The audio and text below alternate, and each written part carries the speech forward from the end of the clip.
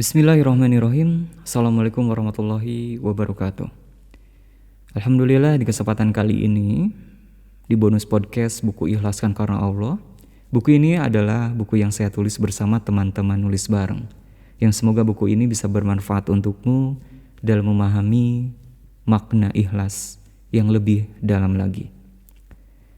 Dan di podcast ini pun saya ingin mengawali dengan sebuah mindset ataupun pola pikir.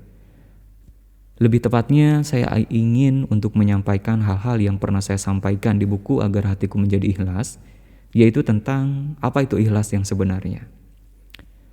Di bahasa Indonesia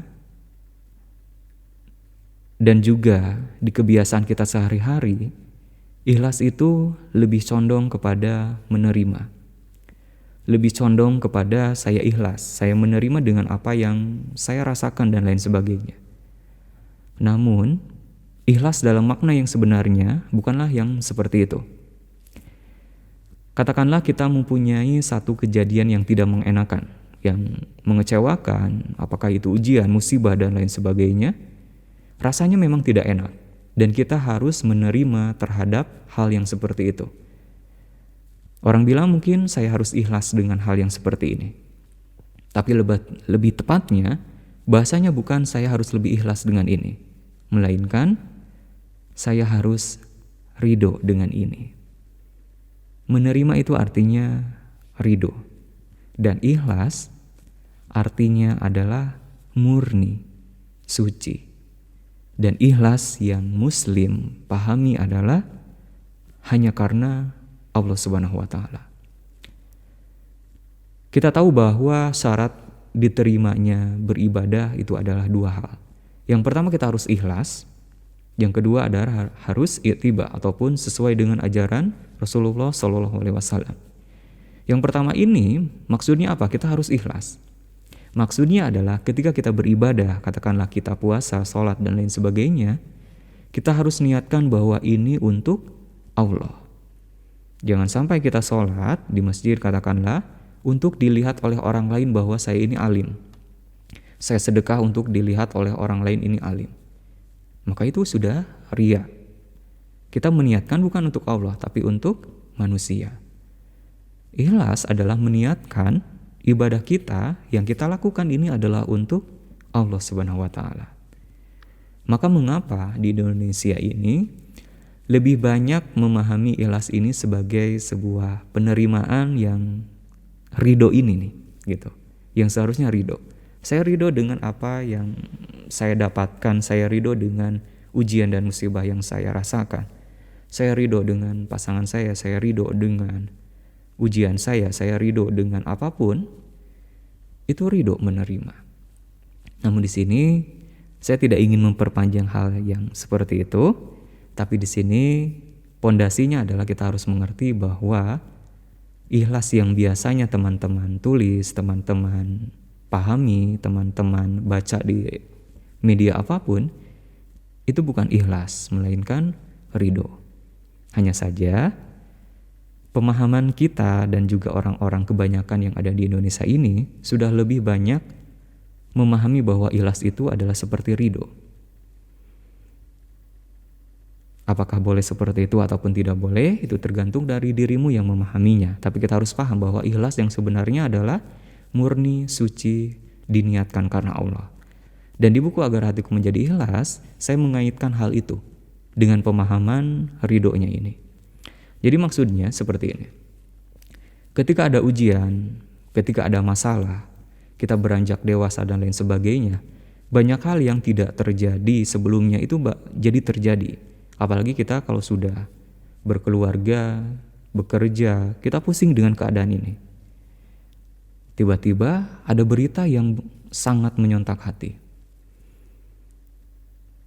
Katakanlah istri saya ataupun suami saya itu ingin menikah lagi.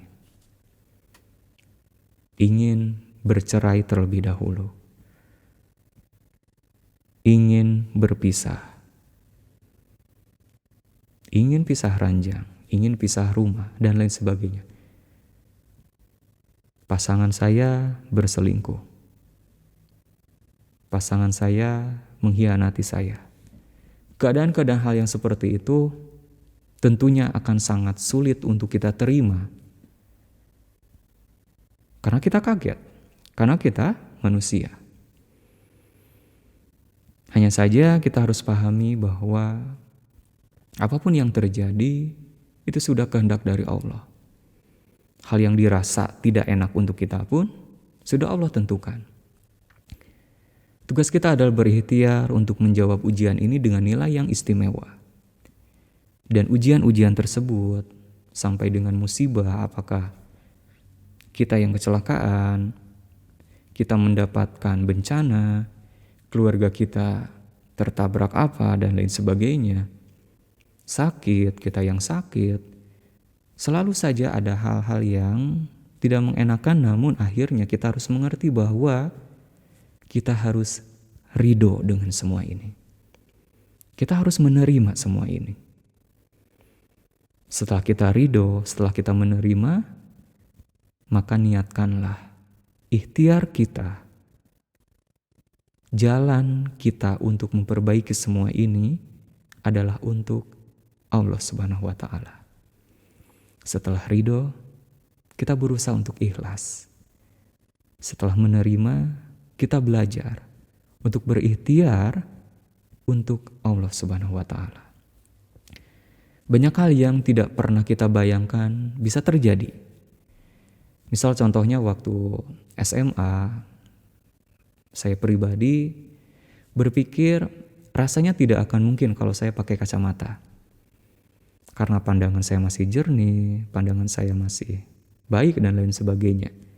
Namun saat berkuliah, saya diharuskan pakai kacamata bukan karena pandangan saya yang sudah blur, sudah tidak jernih lagi, ataupun lain sebagainya.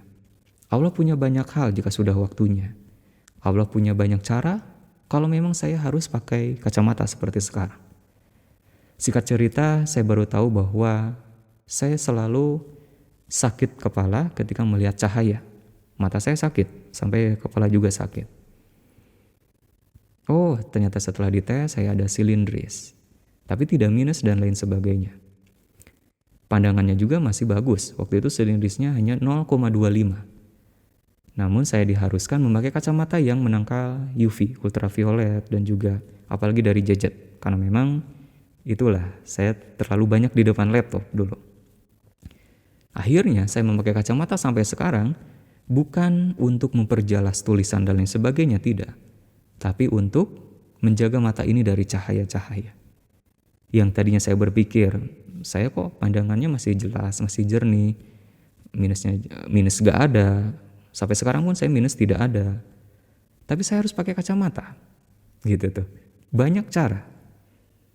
Apakah itu juga sakit kita? Kita berpikir mungkin saya tidak akan pernah sakit ini, tidak akan pernah sakit ini. Tapi tiba-tiba saya jadi sakit. Kita harus ridho dan akhirnya kita harus ikhlas. Ikhlasnya apa? Ikhlas bahwa setiap kita healing proses menyembuhkan ini, kita niatkan untuk Allah. Dari bulan Januari, itu saya sudah mencoba untuk memperlihatkan keadaan kesehatan saya itu seperti apa sih gitu. Awalnya mungkin saya merasa baik-baik saja. Tapi di bulan Februari saya mengalami, saya baru tahu, saya ada asam lambung. Asam lambung ini dari mana ya? Saya nggak tahu juga. Ternyata dari pola kehidupan. Pola makannya, pola hidupnya, olahraganya. Dan dari situ saya mengerti bahwa ya saya harus menerima bahwa saya ada asam lambung yang sampai sekarang pun saya masih berobat seperti itu. Dan saya harus ikhlas meniatkan setiap ikhtiar ini adalah untuk Allah. Agar kesehatan saya kembali lagi seperti dulu, untuk bisa beribadah lagi, untuk bisa melihat apapun yang baik, mengerjakan sesuatu yang baik, itu niatkan untuk seperti itu. Karena kalau lagi sakit memang susah tuh, gitu. Mual-mual, muntah dan lain sebagainya. Apalagi saya pun baru tahu tahun kemarin, ternyata saya ada hipertensi seperti itu. yang rasanya tidak terbayangkan, tidak terpikirkan. Wah, ternyata tensi saya tinggi ya, 140, 150, bahkan sampai 160. Karenanya saya sampai saat ini terus memakan obat hipertensi yang seumur hidup itu harus. Ya itulah kehidupan. Itu mungkin saya ataupun juga teman-teman punya hal yang seperti saya rasakan, ataupun juga hal yang teman sendiri yang rasakan, harus mengkonsumsi obat tertentu, apakah itu karena kesehatan fisik ataupun juga kesehatan mental, banyak hal. Yang penting adalah saya sekarang meralat pemikiran saya yang tentang rasanya saya tidak akan pernah merasakan apa yang dia rasakan. Ya akhirnya saya merasakan tentang apa yang saya yakini bahwa saya tidak akan merasakan. Setiap pagi saya minum obat hipertensi, malam juga hipertensi, obat hipertensi, lambung juga untuk menjaga kesehatan. Dan dari situ ya alhamdulillah, pola kehidupan saya berganti yang biasanya mungkin makan junk food, makan steak, makan daging merah, sapi dan lain sebagainya. Oh ternyata itu menimbulkan kolesterol. Saya juga ternyata waktu dites ada kolesterol juga. Ya artinya gitulah. Artinya semakin bertambah usia, semakin kita harus bisa menerima dengan keadaan kita. Banyak yang sakit tiba-tiba jatuh, tiba-tiba kecelakaan. Kita mungkin membayangkannya, rasanya saya gak akan mungkin seperti itu. Tapi bisa jadi, dengan cara yang lain, kita mendapatkan ujian dan musibah yang lain. Yang harus kita rasakan sekarang, yang harus kita nikmati sekarang adalah keadaan kita yang sekarang harus secara optimal. Apakah karena melihat orang lain yang sudah lebih dulu sukses, lebih dulu bisa keluar negeri, kemudian kita mengejar dengan angka 1 tahun harus seperti itu? Tidak juga. Bagi saya sukses adalah sehat. Sekarang mindset saya adalah seperti itu. Percuma kita banyak uang, percuma kita punya mobil banyak, rumah megah, rumah mewah, tapi kita sakit, kita tidak bisa menikmati kehidupan kita. Sukses itu adalah sehat, dan sehat adalah kesuksesan yang nyata. Terlebih sehat secara mental kita. Karena dari pikiran itu ada faktor-faktor yang mempengaruhi kesehatan fisik kita juga. Contohnya salah satunya adalah GERD ataupun asam lambung. Itu dipengaruhi salah satunya adalah oleh pikiran. Kalau kita depresi, stres, itu asam lambung itu naik. Gitu. Jadi sekarang yuk kita mulai untuk menyederhanakan hidup kita, pikiran kita untuk lebih sederhana lagi. Antara ekspektasi dan realita, boleh kita berekspektasi, boleh-boleh saja, hanya saja yang realistis. Kita berekspektasi bahwa ingin punya pendapatan 1 bulan itu 1 triliun. Itu gimana pikirannya? Gitu maksudnya. Sedangkan untuk 1 miliar sebulan saja, itu sudah tidak tahu caranya. 100 juta saja sudah tidak tahu. Kita sehari-harinya mungkin sebulan itu adalah 10 juta. Maka ekspektasinya ataupun untuk motivasinya arahkanlah ke 20 juta, 30 juta, 50 juta. Jangan langsung ke 1 miliar. Karena kalau kita tidak sesuai dengan ekspektasi yang kita pikirkan atau harapkan, kita nanti di situ akan sakit, akan kecewa yang sangat, benar-benar sangat. Sekarang mindset saya adalah seperti itu. Kita utamakan kesehatan kita, kesehatan fisik dan kesehatan mental kita, dengan menerima apa yang sudah terjadi, dan kita berikhtiar. Untuk tahap kesembuhan ini, tahap kesembuhan mental kita, tahap kesembuhan fisik kita adalah diniatkan untuk Allah Subhanahu wa Ta'ala. Agar kita bisa beribadah lagi. Bahkan niatnya kita pun, setiap ikhtiar kitanya pun, itu bernilai ibadah di sisi Allah Subhanahu wa Ta'ala. Itu insya Allah. Jadi semoga buku nanti yang teman-teman baca bermanfaat. Semoga bisa mengambil hikmahnya. Dan ingat, apapun yang terjadi di dalam kehidupan ini sudah Allah tetapkan di Lauhul Mahfuz. Tugas kita adalah menjawab dengan nilai yang istimewa. Semoga kita bisa, insya Allah.